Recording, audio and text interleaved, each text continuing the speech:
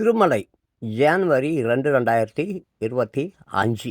திருப்பதி ஏழுமலையான் கோவிலில் 15 மணி நேரம் காத்திருந்து பக்தர்கள் சாமி தரிசனம்.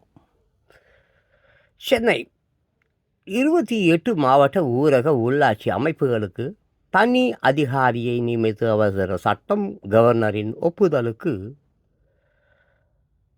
அனுப்பி வைப்பு. ஆங்கில புத்தாண்டை ஒட்டி திருச்செந்தூர் சுப்பிரமணிய சுவாமி கோவிலில் சாமி தரிசனம். புத்தாண்டையொட்டி சென்னை மயிலாப்பூர்